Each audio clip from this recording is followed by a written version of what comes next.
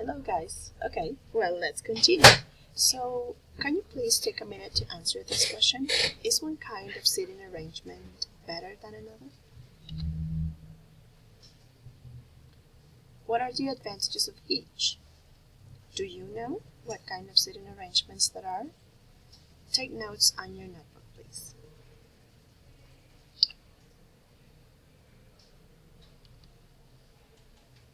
Alright, so let's discuss the advantages of different seating arrangements. According to Jeremy Harmer, in his book How to Teach English, there are different ways that we can seat our students and organize them. There have been many authors who have either promoted or the same ways or come up with their own. So I have made kind of a survey of all of them and I'm presenting them to you here. So the first one is orderly rows. So this is the one that we use at schools normally.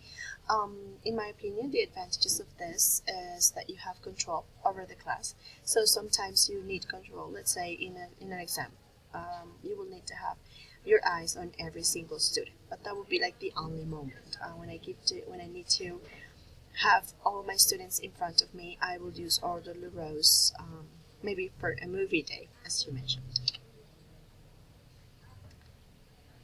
Circles and horseshoes are a pretty practical and good way to arrange your classroom because the teacher is at the center, so is the presentation station, say the board or PowerPoint or video beam, etc. And students are sitting around, the classroom. So this allows students to see each other. So these two students in the left, for example, can see each other, while they can see also the people in front of them and people in the other side of the circle. So this generates a more friendly environment where people can actually participate and talk. We also have separate tables, which would be great for a station rotation model. Here we have the teacher in one corner, but this means the teacher is free to circulate around the different places in the classroom.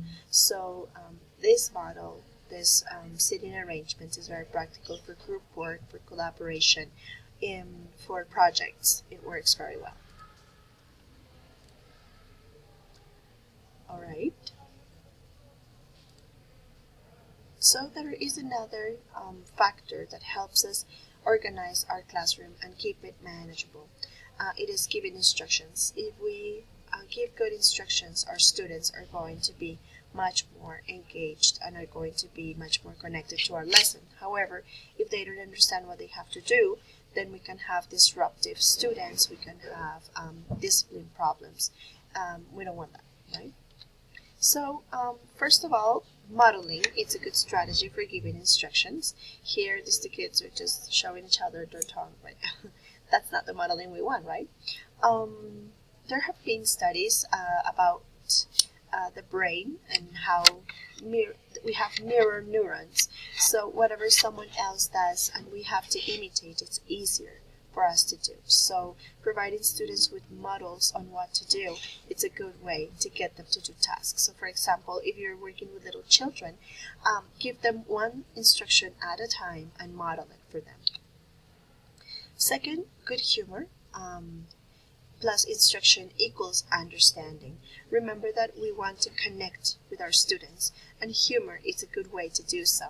So if you give an instruction, that's clear and makes them laugh a little bit, they probably will understand it better. Simple instructions. It's important to keep it simple. The more wordy your instructions, the more confused your students will be. So keep it simple and think about the action verbs that students have to do. Is it write, practice, repeat, read, say? Yeah, just keep it simple. Keep it to the action verbs. Checking understanding. It is very important. When we give an instruction, we have to check students' understanding. And it's not just by saying, did everybody understand? Because most likely students are going to just nod and say yes. So it is important to have someone rephrase the instruction, maybe say it in Spanish, maybe give us a first example of what they have to do. And this is crucial when you are planning your lessons. Justify instructions. If your instruction is long, do not give it all at the same time. Give small pieces. For example, if you're going to have students create a poster in groups, do not tell them everything at the beginning. Just first tell them to get in groups. Once they are in groups, tell them to start working on the poster and everything, and so on and so forth, little by little, step by step. Transactional language. It is important to teach students transactional language, to ask for clarification, to ask for help. Probably for us teachers, it's kind of normal, oh, you are supposed to use these expressions, but students don't know them, so you can teach them to them. How do you say, what's the word for, how do you pronounce, etc.